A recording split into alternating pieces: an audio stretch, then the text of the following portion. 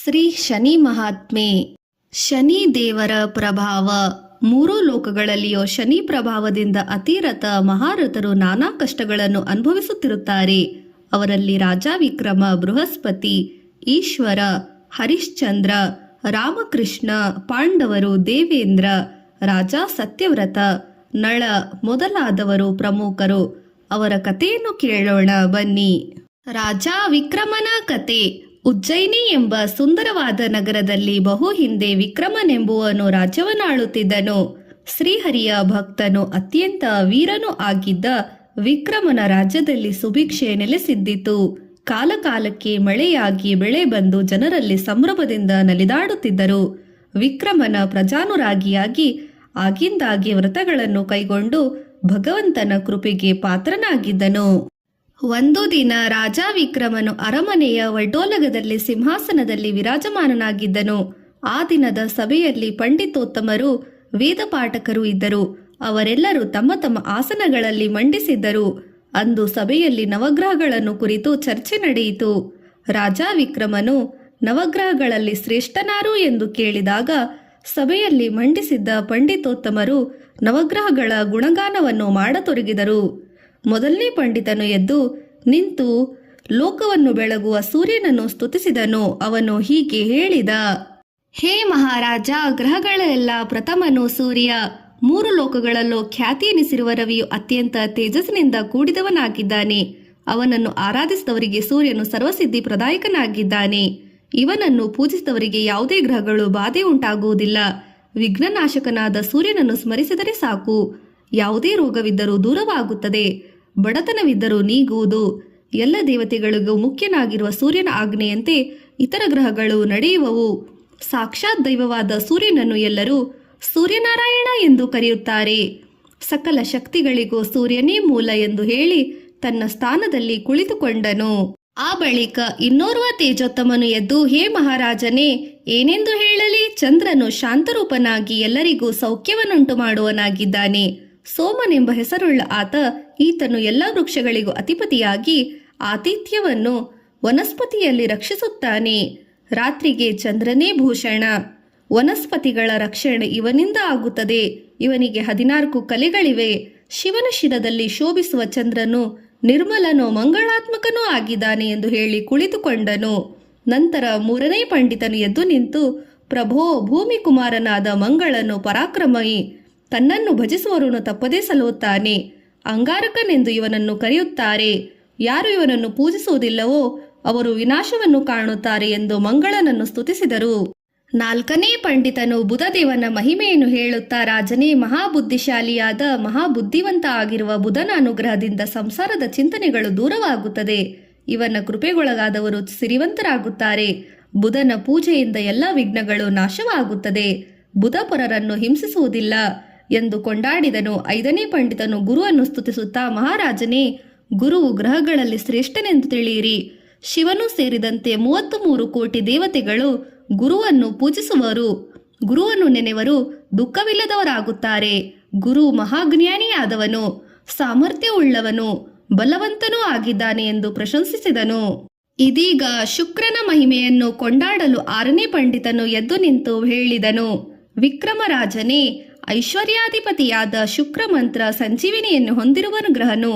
ಇಡೀ ಲೋಕವು ತಲ್ಲಣಿಸಿದರೂ ಶುಕ್ರನೊಬ್ಬನೇ ಸಾಕು, ಕಾಪಾಡುವನು.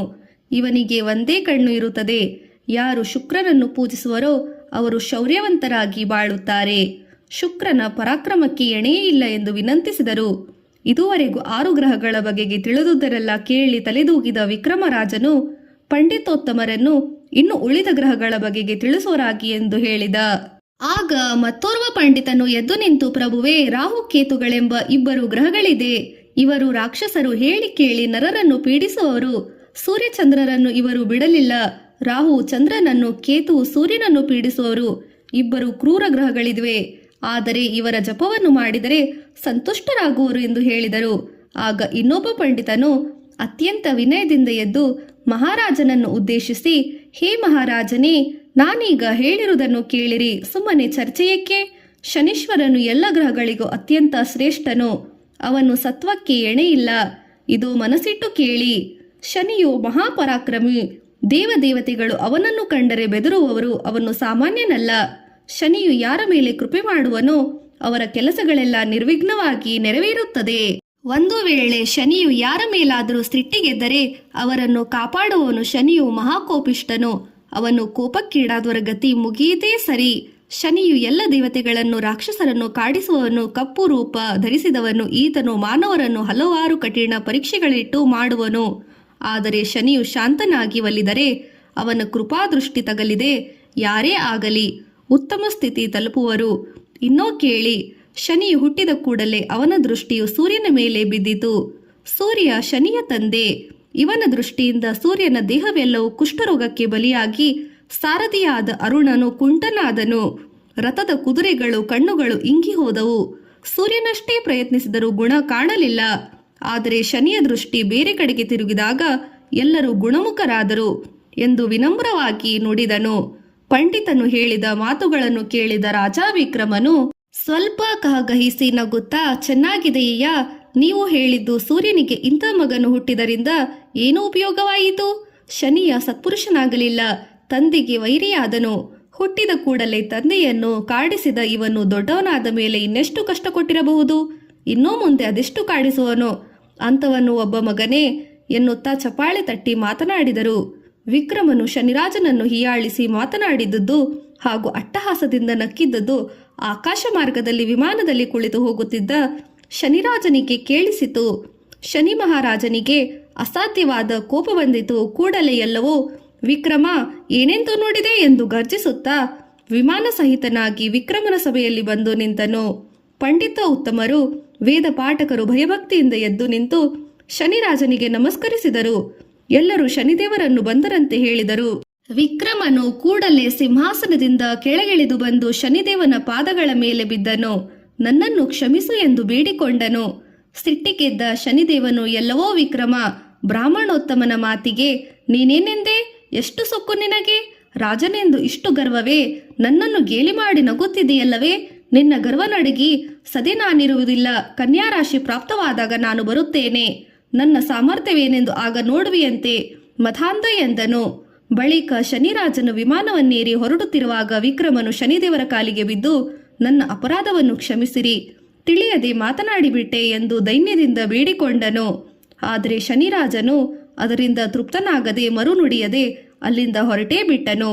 ವಿಕ್ರಮನು ಬ್ರಾಹ್ಮಣನ ಪಂಡಿತನ ಕಡೆಗೆ ತಿರುಗಿ, ಅಯ್ಯ ಬ್ರಾಹ್ಮಣೋತ್ತಮರೇ, ನನ್ನನ್ನು ಅಪಚಾರಮಾಯಿತು. ಶನಿರಾಜನ ಮಹಿಮೆಯನ್ನರಿಯಲಿಲ್ಲ. ನನಗೆ ಅದನ್ನು ಕಷ್ಟವಾಗಿ ಕೊಡೋದು ಬಿಡಲಿಲ್ಲ ಎಂದು ಚಿಂತಾಗ್ರಾಸನಾಗಿ ಅಂತಃಪುರವನ್ನು ಸೇರಿದರು. ಅಂದಿನ ಸಭೆ ಆಗಲೇ ಮುಕ್ತಾಯವಾಯಿತು. ರಾಜ ವಿಕ್ರಮನು ಅಂತಃಪುರದಲ್ಲಿ ಚಿಂತಿಸುತ್ತಾ ಇರುತ್ತಿದ್ದನು. ಶಂಕರನನ್ನು ಭಜಿಸುತ್ತಾ ಕಾಲ ಕಳೆಯುತ್ತಿರುವಾಗ ಒಂದು ದಿನ ಅವನನ್ನರಸಿ ಬ್ರಾಹ್ಮಣೋತ್ತಮರು ಬಂದರು. ವಿಕ್ರಮನು ಅವರನ್ನೆಲ್ಲ ಆದರದಿಂದ ಬರಮಾಡಿಸಿಕೊಂಡು ಸತ್ಕರಿಸಿದ. ಆಗ ಆ ಬ್ರಾಹ್ಮಣರು ವಿಕ್ರಮನಿಗೆ, ಮಹಾರಾಜ, ಶನಿರಾಜನು ತಮ್ಮನ್ನು ಕಾಡಿಸದೆ ಬಿಡನು. ಆದುದರಿಂದ ನೀನು ದಿನವೂ ಶನಿಯನ್ನು ಭಕ್ತಿಯಿಂದ ಪೂಜೆ ಮಾಡು. ಆಗ ಅವನ ಪೀಡೆಯನ್ನು ತಪ್ಪಿಸಿಕೊಳ್ಳಲಾಗದೆ ಹೋದರೆ ಪೀಡೆಯನ್ನು ಎದುರಿಸುವ ಸಾಮರ್ಥ್ಯ ಬರಬಹುದು. ಶನಿಯ ಪೀಡೆ ಎಂದ ಮೇಲೆ ಒಟ್ಟು 7.5 ವರ್ಷಗಳ ಕಾಲ ಅನುಭವಿಸಲೇಬೇಕು. ನೀನು ಬೇಗನೆ ಶನಿರಾಜನ ಒಂದು ಪ್ರತಿಮೆಯನ್ನು ಮಾಡಿಸು. ಒಂದು ಮಣ್ಣಿನ ಕುಂಭದಲ್ಲಿ ಆ ಪ್ರತಿಮೆಯನ್ನು ನಿಲ್ಲಿಸಿ ಆ ಪ್ರತಿಮೆಗೆ ದಿನವೂ ತೈಲದಿಂದ ಅಭಿಷೇಕ ಮಾಡು. ಬ್ರಾಹ್ಮಣರಿಂದ ಶನಿಯ ಜಪವನ್ನು ಮಾಡಿಸು. ಒಟ್ಟು 23,000 ಜಪ ಮಾಡಿಸಬೇಕು. ಜಪವಾದ ಬಳಿಕ ಹವನ ಮಾಡಿ ಬ್ರಾಹ್ಮಣರಿಗೆ ದಕ್ಷಿಣೆ ದಾನಗಳನ್ನು ಕೊಟ್ಟು ಭೋಜನದಿಂದ ಅವರನ್ನು ತೃಪ್ತಿ ಮಾಡಿಸು. ಇದರಿಂದ ಶನಿಯು ಸುಪ್ರೀತನಾಗುವನು ಎಂದು ವಿನಂತಿಸಿದರು. ಆಗ ವಿಕ್ರಮನು ಬ್ರಾಹ್ಮಣರಿಗೆ, ಪಂಡಿತರೇ, ತಾವು ಹೇಳುವುದು ಸರಿಯೇ, ಆದರೆ ಶನಿರಾಜನು ಕಷ್ಟ ಕೊಡೋದೇ ಬಿಡುವುದಿಲ್ಲ. ಆತನೇ ನನ್ನ ತಂದೆ ತಾಯಿ. ಅವನ ಮನಸ್ಸಿಗೆ ಬಂದಂತೆ ಮಾಡಲಿ. ಒಟ್ಟಿನಲ್ಲಿ ಭವರೋಗ ವೈದ್ಯನ ದಯೆ ಇರಲಿ. ಬ್ರಹ್ಮ ನನ್ನ ಹಣೆಯಲ್ಲಿ ಏನು ಬರೆದಿದ್ದಾನೋ ಅದನ್ನೇನು ತಪ್ಪಿಸಲಾಗುವುದಿಲ್ಲ. ಕಳವಳಪಟ್ಟು ಪ್ರಯೋಜನವಿಲ್ಲ ಎಂದು ಹೇಳಿ ಅವರನ್ನೆಲ್ಲ ಕಳುಹಿಸಿಕೊಟ್ಟನು. ಪಂಡಿತರು ಹೇಳಿದಂತೆ ಶನಿದೇವರನ್ನು ನಿತ್ಯವೂ ಶ್ರದ್ಧೆಯಿಂದ ಪೂಜಿಸುತ್ತಾ ಎಂದಿನಂತೆ ತನ್ನ ರಾಜಕಾರ್ಯಗಳಲ್ಲಿ ಮಗ್ನರಾದನು. ಕೆಲ ದಿನಗಳು ಕಳೆದವು. ಒಂದು ದಿನ ಶನಿರಾಜನು ಕುದುರೆಗಳನ್ನು ಮಾರುವವನು ವೇಷದಲ್ಲಿ ಉಜ್ಜಯಿನಿ ನಗರಕ್ಕೆ ಬಂದನು. ಮಾರು ವೇಷದಲ್ಲಿದ್ದರೂ ಯಾರಿಗೂ ಅವನು ಶನಿದೇವನೆಂದು ತಿಳಿಯಲಿಲ್ಲ. ನಗರವಾಸಿಗಳೆಲ್ಲ ಅವನನ್ನು ಮುತ್ತಿಕೊಂಡು ಕುದುರೆಗಳ ಬಗ್ಗೆ ವಿಚಾರಿಸಿದರು. ಶನಿರಾಜನು ನಗರದ ಬೀದಿಗಳಲ್ಲಿ ಓಡಾಡಿ ಅಲ್ಲಿಂದ ನೇರ ಅರಮನೆಗೆ ಬಂದನು. ಅರಮನೆಯ ಪ್ರಾಂಗಣದಲ್ಲಿ ಕುದುರೆ ಮಾರುವವನೊಬ್ಬ ಬಂದಿದ್ದಾನೆಂದ ಸಂಗತಿಯನ್ನು ತಿಳಿದ ವಿಕ್ರಮರಾಜನ ಭಟ್ಟರಿಂದ ತಿಳಿಯಿತು. ವಿಕ್ರಮನು ಹೊರಗೆ ಬಂದು ಕುದುರೆ ಮಾರುವವನಲ್ಲಿ ಕುದುರೆಗಳ ಬೆಲೆ ವಿಚಾರಿಸಿದನು. ಆಗ ಶನಿರಾಜನು, ಮಹಾರಾಜರೇ, ಕುದುರೆಯ ಬೆಲೆ ಆಮೇಲೆ ವಿಚಾರಿಸಿರುವಂತೆ ಮೊದಲು ಈ ಸಾರಂಗ ಬಣ್ಣದ ಕುದುರೆಯನ್ನೇರಿ ಸವಾರಿ ಮಾಡಿರಿ. ಆ ಬಳಿಕ ನಿಮಗೆ ಗೊತ್ತಾಗುತ್ತದೆ ಅದರ ಬೆಲೆ ಏನೆಂದು ಎಂದು ಹೇಳಿ ಕುದುರೆಯೊಂದರ ಬೆನ್ನು ತಟ್ಟಿದನು. ವಿಕ್ರಮನು ಕುದುರೆ ಮಾರಾಟಗಾರ ತೋರಿಸಿದ ಕುದುರೆಯನ್ನೇರಿ ಕುಳಿತುಕೊಂಡನು. ಕುದುರೆ ಎತ್ತರವಾಗಿತ್ತು. ಕುಳಿತುಕೊಂಡಾಗ ರಾಜನಿಗೆ ಬಹಳ ಹಿತವಾಯಿತು. ರಾಜನು ಸಂತೋಷಗೊಂಡು ಚಾವಡಿಯಲ್ಲಿ ಕುದುರೆಯ ಬೆನ್ನ ಮೇಲೆ ಬೆಲ್ಲಗೆ ಬಾರಿಸಿ ನಡೆ ನಡೆ ಎನ್ನಲು ಕುದುರೆ ಅತಿ ವೇಗವಾಗಿ ಓಡತೊಡಗಿತು. ಇದ್ದಕ್ಕಿದ್ದಂತೆ ಆಕಾಶಕ್ಕೆ ಹಾರಿ ಬಹುದೂರ ಒಂದು ಮಹಾರಣ್ಯವನ್ನು ರಾಜನನ್ನು ಕರೆದುಕೊಂಡು ಬಂದಿತು. ವಿಕ್ರಮನಿಗೆ ಪರಮಾಶ್ಚರ್ಯವೋ ಅದೇ ಸಮಯಕ್ಕೆ ಗಾಬರಿಯಾಯಿತು. ಕುದುರೆ ಆಶ್ಚರ್ಯವನ್ನು ಇರಬೇಕೆನಿಸುತ್ತದೆ. ಕುದುರೆ ನಿಂತ ಕಡೆ ಒಂದು ನದಿ ಹರಿಯುತ್ತಿತ್ತು. ರಾಜ ಕುದುರೆಯಿಂದ ಕೆಳಗಿಳಿದನು. ಕೂಡಲೇ ಆ ಕುದುರೆಯು ಮಾಯವಾಯಿತು. ಅಲ್ಲಿ ಹರಿಯುತ್ತಿದ್ದ ನದಿಯು ಇಲ್ಲದಂತಾಯಿತು. ಹೇ ಶಂಕರ, ಇದೇನು ಚೌದ್ಯವೋ ಕಾಣದೆ ಕ್ಷಣ ಮಾತ್ರದಲ್ಲಿ ಕುದುರೆ ಬಹುದೂರ ಬಂದಿತು. ಇಲ್ಲಿ ನೀರಿನ ಆಸರೆಯೂ ಇರದಂತಾಯಿತು. ಅಂದುಕೊಂಡಂತೆ ಕುದುರೆ ಮಾಯವಾದ ಕುದುರೆಯಾಯಿತು. ಹೇ ಪರಮೇಶ್ವರ, ಇನ್ನು ನನ್ನನ್ನು ಕಾಪಾಡು ತಂದೆ ಎಂದು ಅತ್ಯಂತ ದುಃಖದಿಂದ ಶಿವಸ್ತುತಿ ಮಾಡತೊಡಗಿದನು. ಆ ವೇಳೆಗೆ ಸೂರ್ಯನು ಪಶ್ಚಿಮದಲ್ಲಿ ಮುಳುಗಿ ಎಲ್ಲೆಲ್ಲೋ ಕತ್ತಲೆ ಹವಿಯಿತು. ಎಂದೂ ಕಾಣದಂತೆ ರಾಜ ವಿಕ್ರಮನು ಅಲ್ಲೇ ಒಂದು ಕಡೆ ಮಲಗಿ ನಿದ್ರಿಸಿದ. ರಾತ್ರಿ ಕಳೆದು ಬೆಳಗಾಯಿತು. ವಿಕ್ರಮನು ಎದ್ದು ಕಾಡುದಾರಿಯಲ್ಲಿ ನಡೆಯುತ್ತಾ ತಾಮವೆಂಬ ಪಟ್ಟಣಕ್ಕೆ ಬಂದನು. ದಾರಿಯುದ್ದಕ್ಕೂ ವಿಕ್ರಮನು ಹರಿನಾಮ ಸ್ಮರಣೆ ಮಾಡುತ್ತಿದ್ದನು. ಎಷ್ಟು ವೇಳೆಯಾದರೂ ಕುದುರೆ ಏರಿ ಹೋದ ರಾಜನು ಹಿಂತಿರುಗಿ ಬರದ ಕಾರಣ ಉಜ್ಜಯಿನಿ ಪುರವಾಸಿಗಳು ಗಾಬರಿಗೊಳಗಾದರು. ಆಗ ಮಾರುವೇಷದಲ್ಲಿದ್ದ ಶನಿಯು ಆ ಜನರಿಗೆ, ಎಲ್ಲಯ್ಯ, ನಿಮ್ಮ ದೊರೆ ಕುದುರೆ ಏರಿ ಹೋದವನು ಹೋಗಿಯೇ ಬಿಟ್ಟನು. ನನ್ನ ಕುದುರೆಯನ್ನು ಬೇಗ ತರಿಸಿಕೊಡಿರಿ, ಇಲ್ಲದಿದ್ದರೆ ಅದರ ಬೆಲೆಯನ್ನಾದರೂ ಕೊಡಿರಿ ಎಂದು ಆತುರಪಡಿಸಿದನು. ಅರಮನೆಯ ಪದಾಧಿಕಾರಿಗಳು ಭಟ್ಟರನ್ನು ಕಳುಹಿಸಿ ಕುದುರೆಯನ್ನು ರಾಜನನ್ನು ಹುಡುಕಿಸಿದರು. ಆದರೆ ಆ ಭಟ್ಟರಿಗೆ ರಾಜನಾಗಲಿ ಕುದುರೆ ಇರುವ ಸುಳಿಯಾಗಲಿ ಸಿಗಲಿಲ್ಲ. ಅನ್ಯ ಮಾರ್ಗ ಕಾಣದೆ ಅರಮನೆಯ ಪದಾಧಿಕಾರಿಗಳು ಕುದುರೆ ಮಾರಾಟಗಾರನಿಗೆ ಅದರ ಬೆಲೆಯನ್ನು ಕೊಟ್ಟು ಕಳುಹಿಸಿದರು. ಕಲಿಪುರುಷನಾದ ಶನಿರಾಯನು ಹಣವನ್ನು ತೆಗೆದುಕೊಂಡು ಅಲ್ಲಿಂದ ಹೊರಟು ಹೋದನು. ಉಜ್ಜಯಿನಿ ನಗರದ ಜನರೆಲ್ಲರೂ ತಮ್ಮ ಅಕ್ಕರೆಯ ರಾಜನನ್ನು ಕಾಣಲಾರದೆ ದುಃಖಿಸುತ್ತಿದ್ದರು. ಇತ್ತ ವಿಕ್ರಮನು ಹರಿಯ ಧ್ಯಾನ ಮಾಡುತ್ತಾ ತಾಮಲಿಂದ ಪಟ್ಟಣಕ್ಕೆ ಬೀದಿ ಬೀದಿಗಳಲ್ಲಿ ಸುತ್ತಾಡುತ್ತಿರಲು ಆ ಊರಿನ ಜನರು, ಹೆಂಗಸರು ಇವನಾರೆಂದು ಆಶ್ಚರ್ಯದಿಂದ ನೋಡತೊಡಗಿದರು. ವಿಕ್ರಮನು ರೂಪಶ್ರೀಯನ್ನು ಕಂಡು ಬೆರಗಾದನು. ವಿಕ್ರಮನು ಆ ಊರಿನ ಶ್ರೀಪತಿ ನಂದಿ ಎಂಬ ವರ್ತಕನೊಬ್ಬನ ಅಂಗಡಿಯ ಕಟ್ಟೆ ಮೇಲೆ ಕುಳಿತುಕೊಂಡನು. ವಿಕ್ರಮನು ಬಂದು ಕುಳಿತುಕೊಂಡು ತಕ್ಷಣ ವರ್ತಕನ ಅಂಗಡಿಯಲ್ಲಿ ಒಂದು ಕ್ಷಣವೂ ಬಿಡುವಿರದ ಹಾಗೆ ವ್ಯಾಪಾರವಾಗತೊಡಗಿತು. ತನ್ನ ವ್ಯಾಪಾರ ಅಭಿವೃದ್ಧಿಯಾದ ಸಂತೋಷದಲ್ಲಿ ಶ್ರೀಪತಿಯು ವಿಕ್ರಮನೊಬ್ಬನನ್ನು ನೋಡಿದನು. ಇವನಾರೋ ಮಹಾಪುರುಷನೇ ಇರಬೇಕು. ನೋಡಿದರೆ ರೂಪವಂತ, ಶೌರ್ಯವಂತನಂತೆ ತೋರುತ್ತಿದ್ದಾನೆ. ಇವನನ್ನು ಮಾತನಾಡಿಸೋಣ ಎಂದು ಹೇಳಿ ವರ್ತಕ ಹೋದ. ಅಯ್ಯ, ನೀವು ಯಾರು? ಎಲ್ಲಿಂದ ಬಂದಿರಿ? ನಿಮ್ಮ ದೇಶವಾದರೂ ಯಾವುದು? ಯಾವ ಕಾರ್ಯದ ಮೇಲೆ ಎಲ್ಲಿಗೆ ಬಂದಿರಿ? ನಿಮ್ಮ ಕುಲ ಯಾವುದು? ಎಲ್ಲಿಂದ ಮುಂದೆ ನೀವು ಎಲ್ಲಿಗೆ ಹೋಗುತ್ತಿರುವಿರಿ ಎಂದು ವಿಕ್ರಮನನ್ನು ವಿಚಾರಿಸಿದ. ಆಗ ವಿಕ್ರಮನು ತಾನೊಬ್ಬ ಕ್ಷತ್ರಿಯನೆಂದಷ್ಟೇ ಹೇಳಿದನು.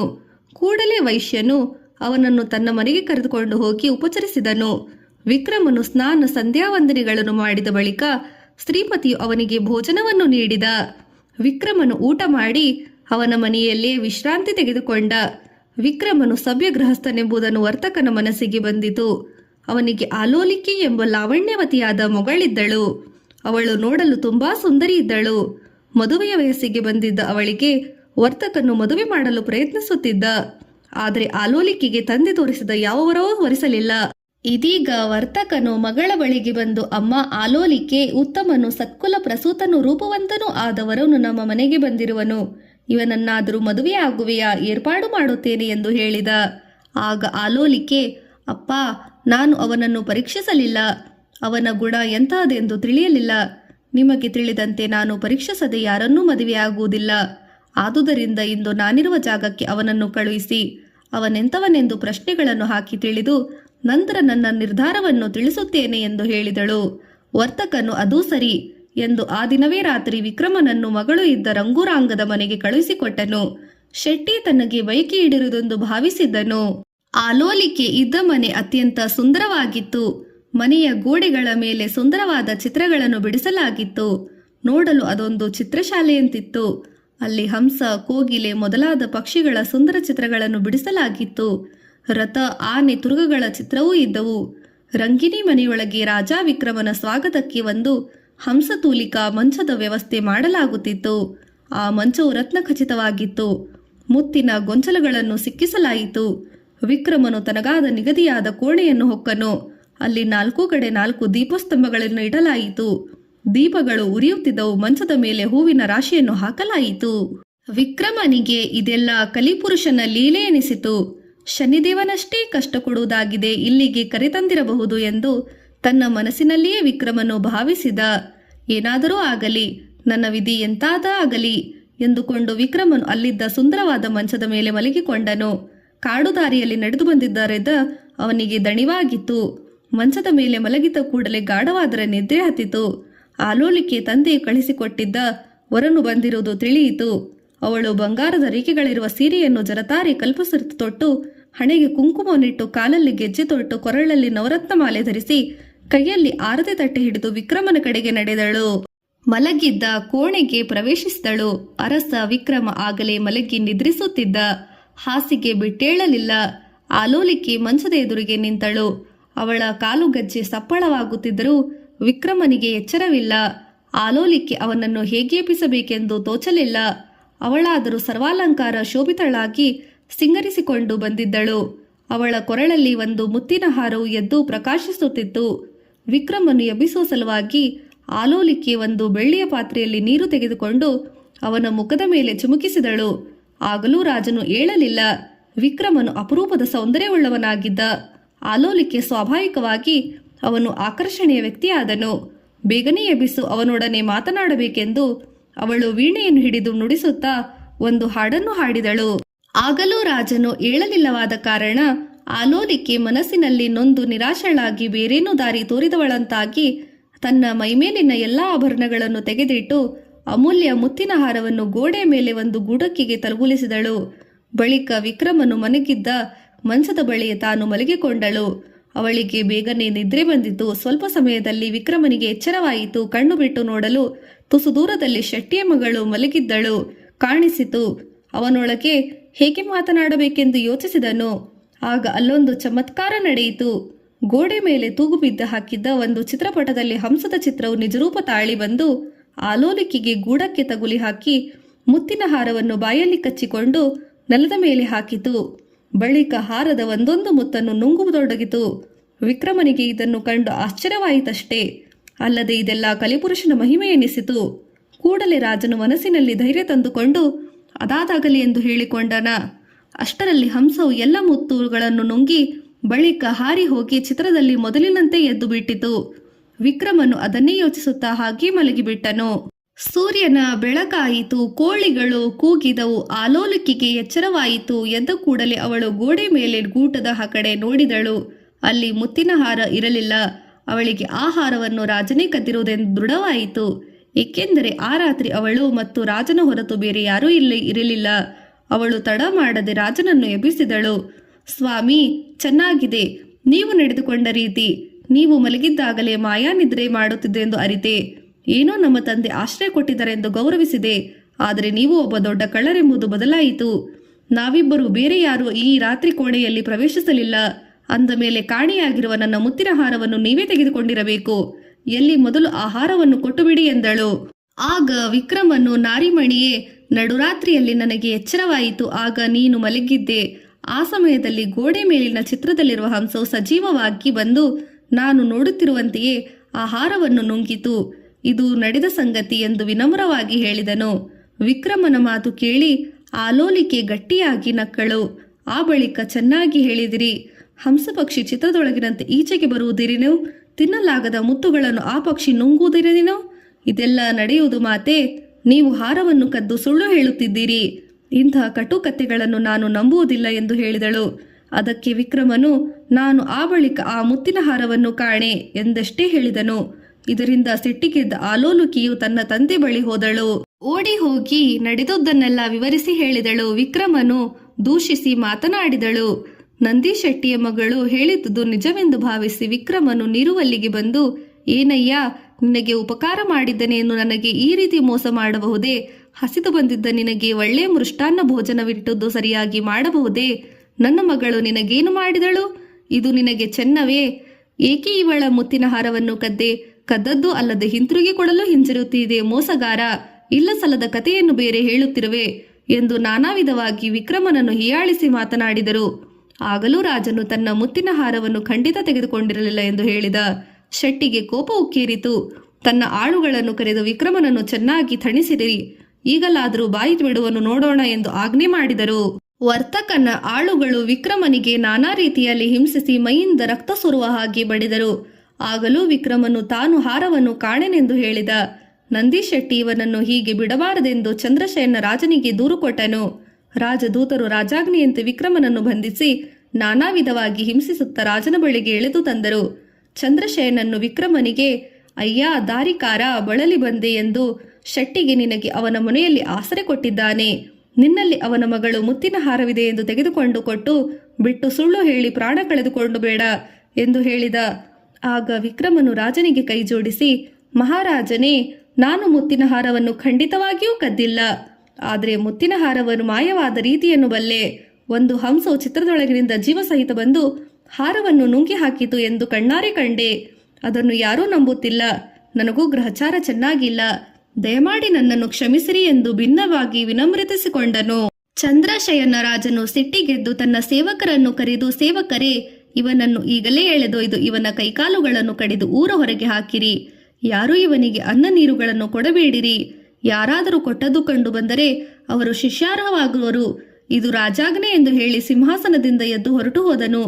ಕೂಡಲೇ ಸೇವಕರು ವಿಕ್ರಮನನ್ನು ಕರೆದುಕೊಂಡು ಊರ ಹೊರಗೆ ಬಂದರು. ರಾಜಾಜ್ಞೆಯಂತೆ ಅವನ ಕೈಕಾಲುಗಳನ್ನು ಕತ್ತರಿಸಿ ಹಾಕಿದರು. ಅಲ್ಲಿ ಅವನನ್ನು ಒಗೆದು ಬಂದರು. ವಿಕ್ರಮನಿಗೆ ಅಪಾರ ದುಃಖವಾಯಿತು. ಹಸಿವು ನೀರಡಿಕೆಗಳಾದವು. ಆದರೂ ಯಾರೂ ಅವನಿಗೆ ಅನ್ನ ನೀರು ಕೊಡದವರಾದರು.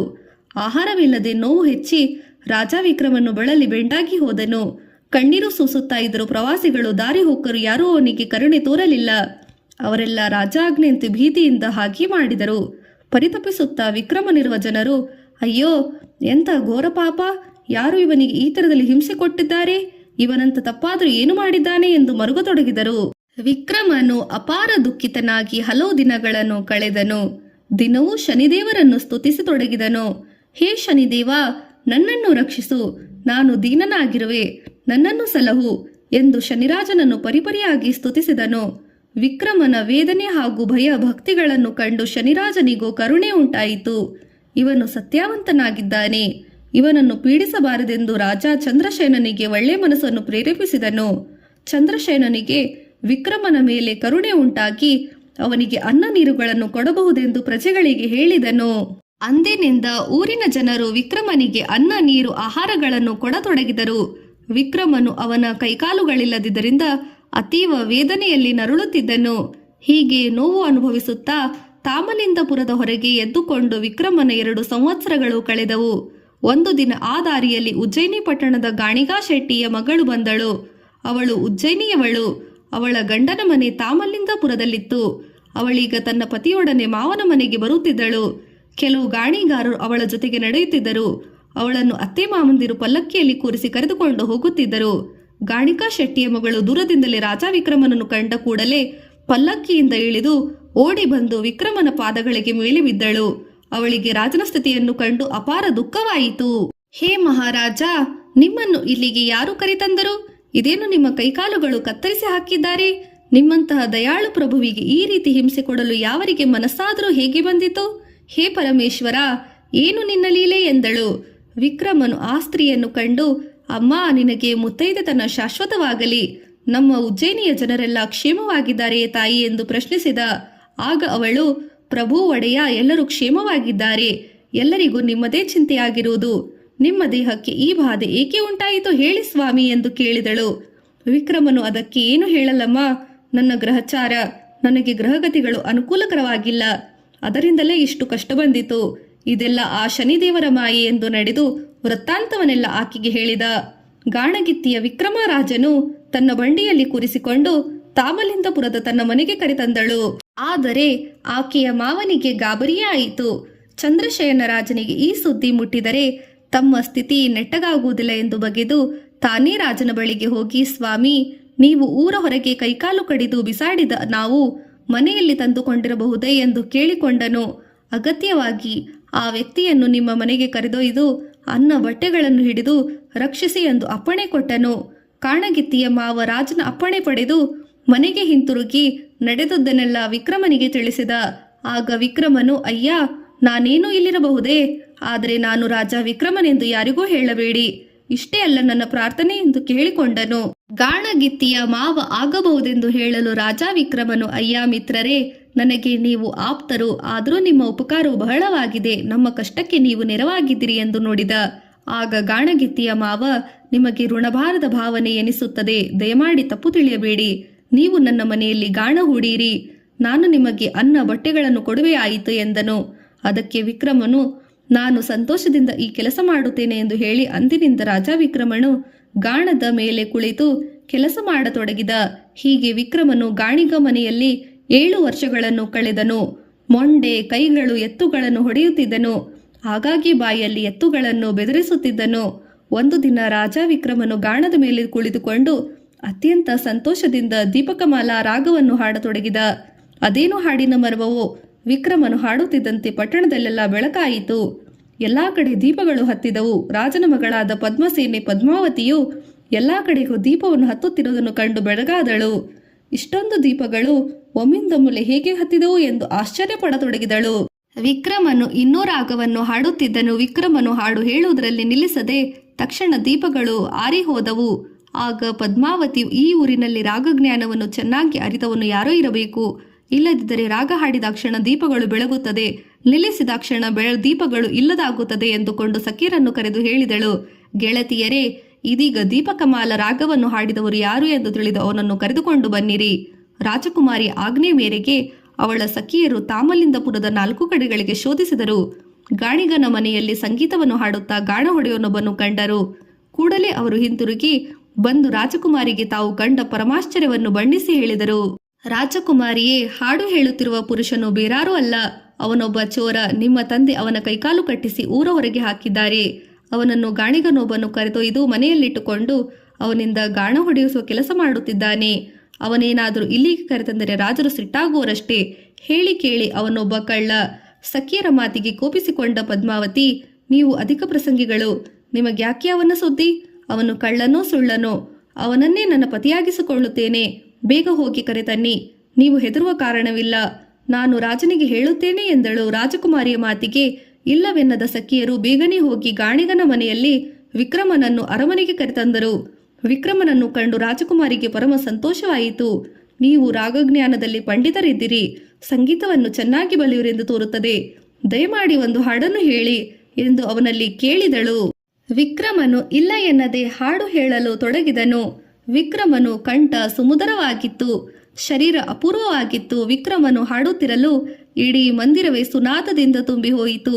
ಒಂದಾದರೊಂದು ಮೇಲೆ ವಿಕ್ರಮನು ಹಾಡುತ್ತಿದ್ದ ಸಂಗೀತವು ರಾಜ ತನ್ನ ಚಂದ್ರಶಯನನಿಗೂ ಕೇಳಿಸಿ, ನನ್ನ ಮಗಳ ಅರಮನೆಯಲ್ಲಿ ಏನೋ ಭಾರಿ ನಡಗಿಸಿದೆ, ಹೋಗಿ ನೋಡಿ ಬನ್ನಿ ಎಂದು ಸೇವಕರನ್ನು ಕಳುಹಿಸಿದಳು. ಸೇವಕರು ಕೂಡಲೇ ಹೋಗಿ ಅಲ್ಲಿ ಸಂಗೀತ ಕಾರ್ಯಕ್ರಮ ನಡೆಯುತ್ತಿದ್ದನ್ನು ಕಂಡು ರಾಜನಲ್ಲಿಗೆ ಬಂದು ತಿಳಿಸಿದರು. ರಾಜನು ತಾನು ಸಂಗೀತಗಾರನನ್ನು ನೋಡಬೇಕೆಂದು ಆಶಿಸುತ್ತಿದ್ದ. ಅವನಿಗೆ ಮಾಯಾನಿದ್ರೆಯು ಪ್ರಾಪ್ತವಾಯಿತು. ಇದ್ದ ಪದ್ಮಾವತಿ ಸಂಗೀತ ಕೇಳುತ್ತಾ ನಿದ್ದೆ ಮಾಡಿಬಿಟ್ಟುತ್ತಳು. ಆಗ ವಿಕ್ರಮನು, ಅಯ್ಯೋ, ನಾನೆಂತಹ ದೌರ್ಭಾಗ್ಯಶಾಲಿ, ನನ್ನ ರಾಜ್ಯ ನನಗೆಂದು ದೊರಕಿತೋ, ಎಂದೀಗ ನಾನು ಉಜ್ಜಯಿನಿ ಪ್ರಜೆಗಳನ್ನು ಕಾಣುವೆನೋ ಎಂದು ಹಲಬುತ್ತಾ ಕುಳಿತನು. ಆಗ ಅಲ್ಲಿ ಇದ್ದಕ್ಕಿದ್ದಂತೆ ಜಗಜಗಿಸುವ ಒಂದು ಪ್ರಕಾಶ ಉಂಟಾಯಿತು. ಸಾಕ್ಷಾತ್ ಶನಿದೇವನು ಪ್ರತ್ಯಕ್ಷನಾದನು. ವಿಕ್ರಮ, ಈಗಲಾದರೂ ತಿಳಿಯಿತೋ ನನ್ನ ಮಹಿಮೆ ಏನೆಂದು, ನಿನ್ನ ಗರ್ವ ಇಳಿಯಿತೋ ಎಂದು ಕೇಳಿದನು. ಆಗ ವಿಕ್ರಮನು ತನ್ನ ಅಸಹಾಯಕ ಸ್ಥಿತಿಯ ಕಾರಣ ಹೊರಳಿ ಶನಿರಾಜನಿಗೆ ನಮಸ್ಕಾರ ಮಾಡಿದನು.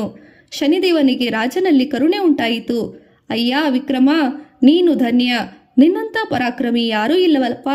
ನಿನ್ನ ಭಕ್ತಿಗೆ ಮನಸೋತು ಪ್ರತ್ಯಕ್ಷನಾಗಿದ್ದೇನೆ, ನಿನಗೇನು ಬರಬೇಕೋ ಕೇಳು, ಕೊಡುತ್ತೇನೆ ಎಂದು ಹೇಳಿದನು. ಆಗ ವಿಕ್ರಮನು ಕಣ್ಣೀರು ಸುರಿಸುತ್ತಾ, ಸಕಲ ಲೋಕಗಳ ಜನರನ್ನು ರಕ್ಷಿಸುವ ದೇವನೇ, ನವಗ್ರಹಗಳಲ್ಲಿ ನೀನೇ ಶ್ರೇಷ್ಠನು, ನೀನೇ ಲೋಕನಾಥನು, ನಿನ್ನಲ್ಲಿ ನನ್ನ ಬೇಡಿಕೆ ಇಷ್ಟೇ. ನಾನು ಬಹಳ ಕಷ್ಟದಿಂದ ನೊಂದೆ, ದಯಮಾಡಿ ಮನುಷ್ಯರಿಗೆ ಇಂಥ ಪೀಡೆಗಳನ್ನು ಕೊಡಬೇಡ, ಎಷ್ಟು ಅಭಯವನ್ನು ಕೊಡು ಸಾಕು. ಎಂದು ಅಂಗಲಾಚಿದನು. ವಿಕ್ರಮನ ಮಾತು ಕೇಳಿ ಶನಿಯು ಸಂತುಷ್ಟನಾದನು. ಅಯ್ಯ ವಿಕ್ರಮ, ನೀನು ಸತ್ಯವಂತ. ನಿನ್ನ ಸತ್ಯಕ್ಕೆ ಎಣೆಯೇ ಇಲ್ಲ. ರಾಜನಾಗಿ ಒಳ್ಳೆಯದನ್ನೇ ಮಾಡಿದೆ. ನಿನ್ನಲ್ಲಿ ಭೂತದಯೆ ಇದೆ. ಕೈಕಾಲು ಹೋಗಿದರೂ ಅವನ್ನು ಮರಳಿ ಕೊಡದೆ ಲೋಕೋಪಚಾರಕ್ಕೆ ವರವನ್ನು ಬೇಡಿದೆ. ಇನ್ನೂ ವರವನ್ನು ಕೊಡುತ್ತೇನೆ. ಇದೋ ನಿನ್ನ ಚರಿತೆಯನ್ನು ಕೇಳುತ್ತಾ ಭಜಿಸುವವರು ನಾನು ಬಾಧಿಸಪಡುವುದಿಲ್ಲ, ಬಂಧನವಿರುವುದಿಲ್ಲ. ನಿನ್ನ ಅಂತಃಕರಣ ದೊಡ್ಡದು ಎಂದು ಹೇಳಿ ಶನಿರಾಜನು ವಿಕ್ರಮನ ಕಡೆಗೆ ದಿವ್ಯ ದೃಷ್ಟಿ ಬೀರಿದನು. ಶನಿರಾಜನ ಕೃಪೆಯಿಂದ ವಿಕ್ರಮನಿಗೆ ಕೈಕಾಲುಗಳು ಮೂಡಿದವು. ಮೊದಲಿಗಿಂತ ರಾಜ ವಿಕ್ರಮನು ಹೆಚ್ಚಿನ ಸೌಂದರ್ಯವಂತನಾದನು. ಬಳಿಕ ವಿಕ್ರಮನು ಶನಿದೇವನಿಗೆ ಸಾಷ್ಟಾಂಗವೆರಗಿ ಮತ್ತೊಮ್ಮೆ ಶನಿದೇವನಲ್ಲಿ, ಹೇ ಶನಿದೇವ, ಮಹಾದೇವ, ಮಾನವರಿಗೆ ನಾನಾ ಬಾಧೆಗಳನ್ನು ಕೊಡುವುದಿಲ್ಲ ಎಂದು ಅಭಯವನ್ನು ಕೊಡು ದಯಾಳುವೆ ಎಂದು ಪ್ರಾರ್ಥಿಸಿದನು. ವಿಕ್ರಮನ ಕೋರಿಕೆಯಂತೆ ಶನಿರಾಜನು ಅವನು ಬೇಡಿದ ವರಗಳನ್ನು ಕೊಟ್ಟನು. ಬಳಿಕ ಶನಿದೇವನು ಮಾತನಾಡಿಸಿದ. ಅಯ್ಯ ವಿಕ್ರಮ, ನಿನಗೆ ನಾನು ಕೊಟ್ಟ ದುಃಖ ಅಲ್ಪವಾದುದಾಗಿದೆ. ಆದರೆ ದೇವದಾನವರಿಗೆ ಭಾರೀ ದುಃಖವನ್ನೇ ಕೊಟ್ಟಿರುವೆನು. ನನ್ನ ಗುರುಗಳನ್ನು ಶಿವನನ್ನು ನಾನು ಬಿಡಲಿಲ್ಲ. ನಿನಗೆ ನಾನು ಕೊಟ್ಟಿರುವ ತೊಂದರೆ ಬಹಳವೇನಲ್ಲ. ಇದೋ ಕೇಳು ಈ ಹಿಂದೆ ನಡೆದ ಸಂಗತಿ ಎಂದು ವಿಕ್ರಮನಿಗೆ ಅಪೂರ್ವ ಸಂಗತಿಯನ್ನು ಹೇಳತೊಡಗಿದನು.